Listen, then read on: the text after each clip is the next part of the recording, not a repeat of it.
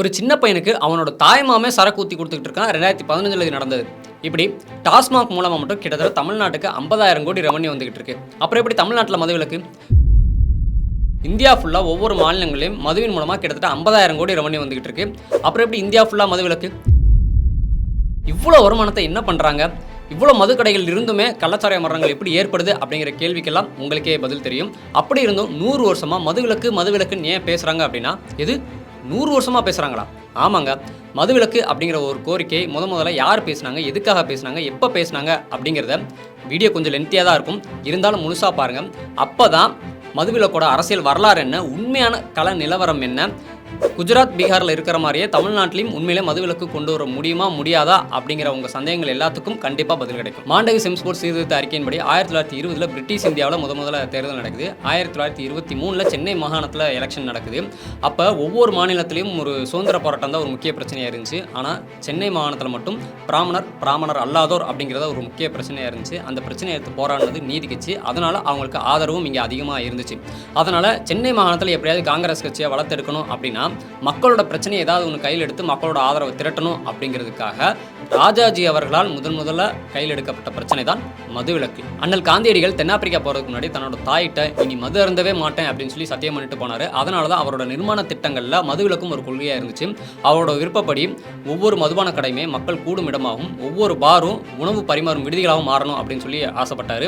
காந்தியோட அழைப்பின் பேரில் இங்கே பெரியாரும் மதுவிலக்கு போராட்டத்தில் இறங்கினார். வடநாட்டில் ஈச்ச மரத்துலேருந்து கல் கிடச்சிது. அதனால் அந்த மரத்தில் வந்து எந்த ஒரு யூஸும் கிடையாதுன்னு சொல்லி வெட்டி வீசினாங்க. ஆனால் இங்கே தென்னங்களை தாண்டி இளநீர், தேங்காய், மட்டை, மரம் அப்படின்னு சொல்லி தென்னை மரத்துலேருந்து நிறைய பயன்கள் கிடச்சிது. இருந்தாலுமே பெரியார் அவர்கள் வந்து தன்னோட தோட்டத்தில் வளர்த்த 500 தென்னை மரங்களை வெட்டி வீசினார். 1921 ஈரோட்டில் கல்லுக்கடை மறியலும் ஆரம்பித்தார். இப்படியே போக போக 1926 சென்னை மாகாணத்தில் சட்டமன்ற தேர்தல் நடக்குது. அதில் காங்கிரஸ் கட்சியான ஒரு பிரிவான சுயராஜ்ய கட்சி ஜெயிச்சு நீதி கட்சி வந்து தோத்த வரலாறு எல்லாமே உங்களுக்கும் தெரியும். அப்போ வந்து சென்னை மாகாணம் வந்து 25 ஜில்லாக்களை கொண்ட மாகாணமாக இருந்துச்சு. அதாவது கன்னியாகுமரி தவிர்த்து ஆந்திராவில் தெலுங்கானா தவிர்த்து அப்புறம் மலபார் பகுதி, அப்புறம் கர்நாடகாவில் இருக்கிற பெல்லாரி, அப்புறம் கன்னட மாவட்டம், இதெல்லாம் சேர்ந்து 25 ஜில்லாவாக சென்னை மாகாணம் இருந்துச்சு. முதல்ல எப்போ மதுவிலக்கு கொண்டு வந்தாங்க அப்படின்னா 1930 ராஜாஜி அவர்களோட உத்தரவின் பேரில் பிரிட்டிஷ் கலால் ஆணையர் காற்றல் வந்து நாமக்கல் மாவட்டம் திருச்செங்கோடில் முதல்ல மதுவிலக்கு கொண்டு வராரு. அப்புறம் ராசிபுரத்துலையும் மதுவிலக்கு கொண்டு வராரு. ஆனால் 1933 2 ஊர்லேயும் மதுவிலக்கை ரத்து பண்ணுறாங்க. 1937 சென்னை மாகாண சட்டமன்ற தேர்தலில் ராஜாஜி ஜெயிச்சு சேலமில் மதுவிலக்கு கொண்டு வராரு. 1947 ஓமந்துரா ராமசாமி ரெட்டியார் வந்து 3 மாவட்டத்தில் மதுவிலக்கு கொண்டு வராரு. அப்புறம் 1948 சென்னை மாகாணம் ஃபுல்லாக மதுவிலக்கு கொண்டு வராரு. அப்புறம் 1949 PS குமாரசாமி ராஜா மதுவிலக்கு கண்காணிப்பு பிரிவு அப்படின்னு சொல்லி ஒரு பிரிவு உருவாக்குறாரு. 1952 நடந்த முதல் பொது தேர்தலில் காங்கிரஸ் ஜெயிச்சு சென்னை மாகாணம் ஃபுல்லாக மதுவிலக்கை கண்டினியூ பண்ணுறாங்க. அப்புறம் 1954 இந்தியா ஃபுல்லாக மதுவிலக்கு கொண்டு வரணும் அப்படின்னு சொல்லி ஸ்ரீமன் நாராயண் கமிட்டியை மத்திய அரசு அமைக்குது. 1958 ஏப்ரலுக்குள்ள இந்தியா ஃபுல்லாக மதுவிலக்கு கொண்டு வரணும் அப்படின்னு சொல்லி அந்த கமிட்டி 1955 ஒரு அறிக்கை கொடுக்குறாங்க. இதுக்கிடையில் 1956 மதுவிலக்கு உள்ளிட்ட கோரிக்கைகளை வலியுறுத்தி தியாகி சங்கரலிங்கனார் வந்து உண்ணாவிரதம் இருந்து மரணம் அடைகிறாரு. அப்புறம் 1956 மொழிவழி மாநிலங்களாக பிரிக்கப்படுது. அப்போ சென்னை மாகாணத்துலேருந்து மைசூர், ஆந்திராலாம் பிரிஞ்சு போய் அந்த பகுதியில் அவங்க வந்து மதுவிலக்கை ரத்து பண்ணிடுறாங்க. இதுக்கிடையில் 1963 இந்தியா ஃபுல்லாக மதுவிலக்கு கொண்டு வரணும் அப்படின்னு சொல்லி மறுபடியும் டேக்சந்த் அப்படிங்கிற ஒரு கமிட்டியை மத்திய அரசு அமைக்குது. 1978 ஏப்ரலுக்குள்ள இந்தியா ஃபுல்லாக மதுவிலக்கு கொண்டு வரலாம் அப்படின்னு சொல்லி 1964 அந்த கமிட்டி அறிக்கை கொடுக்குது. அப்புறம் 1967 அண்ணா வர்றாரு, தமிழ்நாடுன்னு பேர் மாத்துறாரு. மதுவிலக்கு ரத்து பண்ணால் 11 கோடி வருமானம் கிடைக்கும் அப்படின்னு தெரிஞ்சிருந்தும் மதுவிலக்கு தொடர்ந்து கண்டினியூ பண்ணுறாரு. இப்படி 1952 71 வரைக்கும் மதுவிலக்கு வந்து தமிழ்நாட்டில் இருந்துச்சு. ஆனால் 1971 கலைஞர் வர்றாரு, மதுவிலக்கை ரத்து பண்ணுறாரு. 73 எல்லா கள்ளுக்கடைகளையும் க்ளோஸ் பண்ணுறாரு. 1974 திருப்பி கலைஞரே வராரு, ஆனால் மதுவிலக்கை கொண்டு வராரு. எல்லா சாராய கடையும் க்ளோஸ் பண்ணுறாரு. இதனால் வருஷத்துக்கு 56 கோடி நஷ்டமாகுது. 1977 எம்ஜிஆர் திருப்பி வராரு, மதுவிலக்கை கண்டினியூ பண்ணுறாரு. ஆனால் மதுவிலக்கு சட்டத்துக்கு அரெஸ்ட் ஆனவங்களை விடுவிக்கிறாரு. 3 வருஷம் ஜெயிலு, 7 வருஷம் ஜெயிலு, அப்புறம் நாடு கடத்தப்படுவாங்கன்னு இருந்த சட்டத்தை திருத்தி இனி மது அருந்தவர் வந்து கைது செய்யப்பட மாட்டாங்க அப்படின்னு சொல்லி சட்ட திருத்தம்லாம் கொண்டு வராரு. 1981 திருப்பி எம்ஜிஆர் வராரு, ஆனால் இந்த தடவை மதுவிலக்கை ரத்து பண்ணுறாரு. சாராய கடைகள், கள்ளு கடைகள், இந்திய தயாரிப்பு வெளிநாட்டு மதுபானங்கள் எல்லாத்தையுமே அலோவ் பண்ணுறாரு. 83 சாராயத்தை மொத்த விற்பனை பண்ணுறதுக்காக அரசு சார்பாக டாஸ்மாக் அப்படிங்கிற ஒரு நிறுவனத்தை எம்ஜிஆர் வந்து ஆரம்பிக்கிறாரு. அப்புறம் 87 கள்ளுக்கடையில், சாராய கடைகள் எல்லாத்தையும் க்ளோஸ் பண்ணிவிட்டு இந்திய தயாரிப்பு வெளிநாட்டு மதுபானங்களை மட்டும் அலோவ் பண்ணுறாரு. அப்புறம் 89 திருப்பி கலைஞர் வராரு. மதுவிலக்கு கூட்டுறதுக்கான தண்டனைகள்லாம் குறைக்கிறாரு. வெளிநாட்டு மதுபானங்கள் மட்டும் விற்கிறதுனால அது விலையும் அதிகமாக இருக்கிறதுனால மக்கள் எல்லாரும் கள்ளசாராயம் குடிச்சு சாகிறத தடுக்கிறதுக்காக 1990 கலைஞர் வந்து மலிவு விலை சாராயம், அதாவது பாக்கெட் சாராயத்தை அறிமுகம் பண்ணுறாரு. அதை தயாரிக்கிறதுக்காக டாஸ்கோ அப்படிங்கிற ஒரு நிறுவனத்தை அரசு சார்பாக உருவாக்குறாரு. அதாவது டாஸ்கோ தயாரிக்க டாஸ்மாக் அதை விற்பாங்க. 1991 ஜெயலலிதா அம்மா வராங்க. மலிவு விலை பாக்கெட் சாராயத்தை ரத்து பண்ணுறாங்க. கள்ளுக்கடை, சாராய கடை எல்லாத்தையும் க்ளோஸ் பண்ணுறாங்க. ஆனால் இந்திய தயாரிப்பு வெளிநாட்டு மதுபானத்தை மட்டும் அலோவ் பண்ணுறாங்க. 1992 இந்திய தயாரிப்பு வெளிநாட்டு மதுபானம், அதாவது விஸ்கி, பிராந்தி, பீர் இருக்குல்ல, இதெல்லாம் குடிக்கிறதுக்கு பார் வச்சுக்க பிரைவேட்டுக்கு அனுமதி கொடுக்குறாங்க. திருப்பி 1997 கலைஞர் வராரு. இந்திய தயாரிப்பு வெளிநாட்டு மதுபானங்களில் 100 மில்லிலிட்டர் புட்டிகளில் வச்சு விற்பனை பண்ணுறதுக்கு அனுமதி கொடுக்குறாரு. 2003 திருப்பி ஜெயலலிதா அம்மா வர்றாங்க. பிரைவேட்ஸுக்கு மது விற்க அனுமதி இல்லை அப்படின்னு சொல்லி ரத்து பண்ணுறாங்க. கவர்மெண்ட்டே, அதாவது ஸ்டேட் மோனோபோலின்னு சொல்லுவாங்க, கவர்மெண்ட்டே டாஸ்மாக் மூலமாக மொத்த விற்பனையும் சில்லறை விற்பனையும் நேரடியாக விற்பனை பண்ணுவாங்க அப்படின்னு சொல்லி கொண்டு வராங்க. 2008 டாக்டர் ராமதாஸ் அவர்கள் வந்து மதுவிலக்கு கொண்டு வரணும் அப்படின்னு சொல்லி 40க்கும் மேற்பட்ட பிரதிநிதிகளோட போய் கலைஞர் அவர்களை மீட் பண்ணுறாரு. 2009 சசி பெருமாள் ஐயா வந்து மதுவிலக்கு பிரச்சார நடைபயணம் அப்படின்னு சொல்லி சேலம் டு சென்னை அப்படின்னு சொல்லி நடைபயணத்தை மேற்கொள்றாரு. 2013 மதுவிலக்கு பிரச்சார நடைபயணம் அப்படின்னு சொல்லி வைகோ அவர்கள் ஒரு நடைபயணத்தை மேற்கொள்றாரு. 2015 கன்னியாகுமரியில் ஒரு டாஸ்மாக் கடையை அடைக்கணும்னு சொல்லி நடந்த ஒரு போராட்டத்தில் சசி பெருமாள் ஐயா வந்து ஒரு செல்போன் டவர் மேலே ஏறி போராடுறாரு. அப்படி அவர் போராடிட்டு இருக்கும்போதே மேலேயே அவர் மயங்கி விழுந்து உயிரிழந்த சம்பவம் எல்லாமே உங்களுக்கு தெரியும். இதுதான் மதுவிலக்கோட உண்மையான அரசியல் வரலாறு. சரி, வரலாறை விட்டுறலாம். இனியாவது மதுவிலக்கு சாத்தியமா இல்லையா அப்படின்னா அது 3 விதமாக சொல்லப்படுது. ஒன்று இந்தியா ஃபுல்லாக மதுவிலக்கு, இன்னொன்று தமிழ்நாட்டிலேயாவது மதுவிலக்கு, இன்னொன்று கவர்மெண்ட் ஏன் மது விற்கணும், அதை பிரைவேட்டை கொடுத்துட்டு கவர்மெண்ட் வேலையை பார்க்கலாம்ல அப்படின்னு சொல்லி இப்படி 3 விதமாக சொல்லப்படுது. இந்த 3மே சாத்தியமா இல்லையா அப்படிங்கிறது ஒவ்வொன்றா பார்க்கலாம். ஃபஸ்ட்டு இந்தியா ஃபுல்லாக மதுவிலக்கு. பொதுவாக மதுபானத்துக்குன்னு பார்த்தீங்கன்னா எக்ஸைஸ் டியூட்டி, வேட் அப்படின்னு சொல்லி வரிகள் விதிக்கப்படுது. இப்படி உத்தரப்பிரதேசத்தில் மட்டும் எக்ஸைஸ் ரெவன்யூ பார்த்தீங்கன்னா இந்த மதுபானம் மூலமாக 47,000 கோடி ரெவன்யூ வந்திருக்கு. அடுத்து 58,000 கோடிக்கு அவங்க டார்கெட் வச்சிருக்காங்க. இப்படி இந்தியா ஃபுல்லாக, குஜராத், பீகார் தவிர இந்தியா ஃபுல்லாக ஒவ்வொரு மாநிலங்களுமே மதுவின் மூலமாக 30,000 கோடி 40,000 கோடின்னு சொல்லி ரெவன்யூ வந்துகிட்டு இருக்கு. இப்போ அத்தனை மாநிலங்களும் மதுவிலக்கு கொண்டு வந்துட்டாங்கன்னா அந்த வருவாய் இழப்பீடை சென்ட்ரல் கவர்மெண்ட்டுக்கு தான் கேட்பாங்க. அத்தனை மாநிலத்துக்கும் 10,000 கோடியும் சென்ட்ரல் கவர்மெண்ட்டால் கொடுக்க முடியுமா? ரெண்டாவது, தமிழ்நாட்டில் மட்டும் பூரண மதுவிலக்கு சாத்தியமா அப்படின்னா தமிழ்நாட்டோட மொத்த ரெவன்யூல டாஸ்மாகில் மட்டும்தான் அதிகமான ரெவன்யூ வருதுன்னு சொல்கிறாங்க. ஸ்டேட்டோட ஓன் டேக்ஸ் ரெவன்யூவே 1,70,000 கோடி.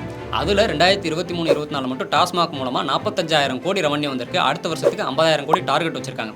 சரி, தமிழ்நாட்டில் மட்டும் பூரண மதுவிலக்கு கொண்டு வந்துட்டு அதில் வருவாய் இழப்பீடு பாதியாவது சென்ட்ரல் கவர்மெண்ட் கிட்ட கேட்கலாம்ல அப்படின்னா ஏற்கனவே எய்ம்ஸு, மெட்ரோ, அதுக்கப்புறம் வெள்ள நிவாரண நிதி, கேலோ இந்தியா ஸ்போர்ட்ஸ் திட்டம் அப்படின்னு சொல்லி ஒவ்வொரு விஷயத்துக்குமே நம்ம மத்திய அரசுக்கிட்ட நிதி கேட்டு போராடிக்கிட்டு தான் இருக்கோம். அப்படிங்கும்போது இந்த மதுவிலக்கால் வரக்கூடிய வருவாய் இழப்பில் 50,000 கோடி, அதில் பாதி 25,000 கோடி அது கிடைக்குமா அப்படின்னா அது ஒரு மிகப்பெரிய கேள்விக்குறி தான். ஏற்கனவே 2024-25 நிதியாண்டில் மத்திய அரசு தமிழ்நாட்டுக்கு கொடுக்க வேண்டிய வரிப்பகிர்வே 50,000 கோடி. இப்படி எல்லா ஸ்டேட்டுக்கும் சேர்த்தோம்னா 12,50,000 கோடி வருது. இதில் மதுவிலக்கால் ஏற்படுற வருவாய் இழப்பில் பாதியாவது கொடுங்க அப்படின்னு கேட்டால் இப்படி ஒவ்வொரு மாநிலமும் அதை பார்த்து கேட்குறாங்க அப்படின்னா எப்படி மத்திய அரசால் கொடுக்க முடியும்? அது ஒரு சாத்தியமா அப்படிங்கிற ஒரு கேள்வி முன்வைக்கப்படுது. சாத்தியமில்லை அப்படிங்கிறது தான் மதுவிலக்கோட வரலாறே நமக்கு சாட்சியாக இருக்குது. அப்படி மதுவிலக்கோட வரலாறு, அதாவது மதுவிலக்கு அரசியலும் வரலாறும் அப்படிங்கிற ஒரு புத்தகத்தை படித்து பார்த்துட்டு தான் இவ்வளோ விஷயமும் சொல்லிக்கிட்டு இருக்கோம். மூணாவதாக சொல்லப்படுறது கவர்மெண்ட்டே எப்படி மதுபானம் வைக்கலாம், அதை ப்ரைவேட்டை கொடுத்துட்டு கவர்மெண்ட் வேலையை பார்க்கலாம்ல அப்படின்னு. கவர்மெண்ட் மது விற்கும் போதே ஏகப்பட்ட இஷ்யூ, அதாவது மதுபானம் தரமாக இல்லை, கலப்படமாக இருக்குது, உள்ள பூச்சிலாம் கிடக்கு, அதே மாதிரி கடை ஓப்பன் பண்ணி க்ளோஸ் பண்ணுறதுல டைமிங் இஷ்யூ இருக்குது, மதுபான விலையை டபுள் மடங்கு ட்ரிபிள் மடங்கு அதிகமாக வச்சு விற்கிறாங்க, அதுக்கப்புறம் கடை நடத்துறதுக்கு ஏலம் முறையில் டெண்டர் இஷ்யூ அப்படின்னு சொல்லி கவர்மெண்ட் மது விற்கும் போது இவ்வளோ இஷ்யூ இருக்குது. இதில் ப்ரைவேட்டுக்கிட்ட நீங்களே மது விற்றுக்கணும்னு கொடுத்தா என்ன நடக்கும் அப்படின்னு சொல்லி உங்களுக்கே தெரியும். அப்புறம் எப்படி குஜராத், பீகாரெல்லாம் மதுவிலக்கு கொண்டு வந்திருக்காங்க அப்படின்னா அங்கே மதுவிலக்கு இருக்குது, ஆனால் பேரளவில் தான் இருக்குது. ஆனால் அங்கே கள்ளச்சாராயம் காய்ச்சறதும், கள்ளச்சாராயம் புழக்கத்தில் இருக்கிறதும், அதை குடித்து மக்கள் சாகுறதும் அப்படிங்கிற அந்த ஸ்மக்லிங் பிரச்சனைலாம் அதிகமாக இருக்குது அப்படிங்கிறது நியூஸை பார்க்கும்போதே தெரியுது.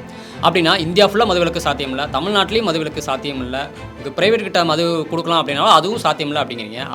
அப்போ வந்து கவர்மெண்ட்டே மதுவை விற்கிறது நல்லாவா இருக்குது, கவர்மெண்ட்டே மக்களை குடிக்க வைக்கிறது நல்லாவா இருக்குது அப்படின்னு கேட்டால் அது தப்பு தான். ஆனால் அது இங்கே மட்டும் நடக்கலை, கேரளாவில் அப்படி தான் நடக்குது, அமெரிக்காலையும் அப்படி தான் நடக்குது. அப்படியே தமிழ்நாட்டில் மட்டும் மதுவிலக்கு கொண்டு வந்தாலும் நிறைய பிரச்சனைகள் இருக்குது. பக்கத்தில் தான் பாண்டிச்சேரி இருக்குது, கம்மியான விலையில் மது விற்கும்னு எல்லாருக்குமே தெரியும். அப்போ மாநில எல்லைகளை ஸ்ட்ராங்காக கண்காணிக்கணும், கள்ளச்சாராய விசச்சாராய புழக்கத்தை முற்றிலுமாக தடுக்கணும். மதுவிலக்கு பண்ணுறதுனால குற்றங்களோட எண்ணிக்கை தான் அதிகமாகும் அப்படிங்கிறது வரலாற்று உண்மையே இருக்குது. ஏன்னா தமிழ்நாட்டில் மதுவிலக்கு அமலில் இருந்த 10 வருஷத்தில் மட்டும் குற்றங்களோட எண்ணிக்கை அதிகமாக தான் ஆயிருக்கு அப்படின்னு சொல்லி நான் சொல்லலை, முன்னாள் முதல்வர் எம்ஜிஆர் அவர்களே புள்ளி விவரத்தோட சொல்லியிருக்காரு. முக்கியமாக மதுவிலக்கு கொண்டு வரதுனால வருவாய் இழப்பு ஏற்படும், நிதிச்சுமை ஏற்படும். அந்த நிதிச்சுமை மறைமுகமாக மக்கள் நம்மளை தான் பாதிக்கும். எப்போவுமே மக்கள் வந்து கவர்மெண்ட் கிட்ட ஒரு 3 விஷயத்தை எதிர்பார்க்கவே மாட்டாங்க, கண்டிப்பாக எதிர்ப்பாங்க. என்ன அப்படின்னா வரி உயர்வு, அதாவது சொத்து வரி, தொழில் வரி, சாலை வரி, இந்த மாதிரி வரி உயர்வு, அப்புறம் கட்டண உயர்வு, மின் கட்டணம், பால் கட்டணம், பேருந்து கட்டணம், இந்த மாதிரி கட்டண உயர்வு, இதனால் ஏற்படுற விலைவாசி உயர்வு, இந்த 3 விஷயத்தையுமே எப்பயுமே கவர்மெண்ட் வந்து மக்கள் வந்து ஒரு கவர்மெண்ட்டை எதிர்பார்க்கவே மாட்டாங்க, கண்டிப்பாக எதிர்ப்பாங்க. அப்படி இருக்கும்போது மதுவிலக்கு கொண்டு வந்தால் இது எல்லாமே கண்டிப்பாக நடக்கும். அது மறைமுகமாக மக்கள் எல்லாரையும் கண்டிப்பாக பாதிக்கும். அப்போ தமிழ்நாட்டில் மதுவிலக்கு கொண்டு வரவே முடியாதா அப்படின்னா அதுக்கு ஒரே ஒரு வழிதான் இருக்குது. அதுதான் படிப்படியாக மதுவிலக்கு கொண்டு வருது. அப்படி படிப்படியாக மதுவிலக்கு கொண்டு வந்தால் மட்டும் வருவாய் இழப்பு ஏற்படாதா அப்படின்னா கண்டிப்பாக ஏற்படும். ஆனால் அது கம்மியாக தான் இருக்கும். ஏன்னா படிப்படியாக தானே மதுவிலக்கு கொண்டு வராங்க. ஆனால் அப்படி படிப்படியாக மதுவிலக்கு கொண்டு வரும்போதே எவ்வளோ வருவாய் இழப்பு ஏற்படுது, அதை ஈடுகட்டுறதுக்கும் சட்டம் ஒழுங்கை பாதுகாக்கிறதுக்கும் என்னென்ன மாற்றுத் திட்டங்கள்லாம் கொண்டு வரணும் அப்படிங்கிறத பொருளாதார நிபுணர்களும், அரசு ஊழியர்களும், அரசியல்வாதிகளும், அமைச்சர்களும், காவல்துறையும் எல்லாம் ஒன்று சேர்ந்து யோசிக்கணும். ஏன்னா எல்லாமே அவங்க கையில் தான் இருக்குது. முக்கியமாக குடிப்பழக்கம் உள்ளவங்க இதெல்லாம் சிந்திக்கணும். சிந்திச்சு தனி மனித மாற்றம் ஏற்பட்டால் மட்டும்தான் இது எல்லாமே சாத்தியமாகும். பூரண மதுவிலக்கால் எந்த பிரச்சனையும் வராமல் இருக்கும். இல்லைனா மதுவிலக்கு சாத்தியமாகாது. ஒவ்வொரு வருஷமும் மது இலக்கு தான் சாத்தியமாகும். ஸோ மதுவிலக்கில் குடிமக்களாகிய நம்மளோட ஒவ்வொருத்தரோட பங்கும் இருக்குது அப்படிங்கிறத நாம் மறந்துட வேணாம். அடுத்த சட்டமன்ற தேர்தலிலேயே நாங்கள் ஆட்சிக்கு வந்தால் பூரண மதுவிலக்கு கொண்டு வருவோம் அப்படின்னு சொல்கிறதுக்கு நிறையவே வாய்ப்பு இருக்குது. அப்படி சொல்கிறாங்க அப்படின்னா அதை முழுசாக நம்பிட வேணாம். நிறைய கேள்விகள் கேட்போம், நிறையா சிந்திப்போம். ஏன் அப்படி சொல்கிறேன் அப்படின்னா மதுவிலக்கு அரசியலும் வரலாறும் அப்படிங்கிற ஒரு வரலாற்று புத்தகத்தை படிக்கும்போது உங்களுக்கு புரியும். சரி, இப்போ சொல்லுங்கள், நீங்கள் உண்மையிலே மதுவிலக்கு சாத்தியமா இல்லையா அப்படிங்கிறத கமெண்ட்டில். இதே மாதிரி வேறு எந்த அரசியல் சமூக வரலாறை தெரிஞ்சுக்கணும்னு நினைக்கிறீங்களோ அதையும் மறக்காமல் சொல்லுங்கள் கமெண்ட்டில். கடை எப்போ சார் திறப்பீங்க? இப்பதான் 3. ஏன் தொந்தரவு பண்ற? Okay, no problem. Sorry father disappoint.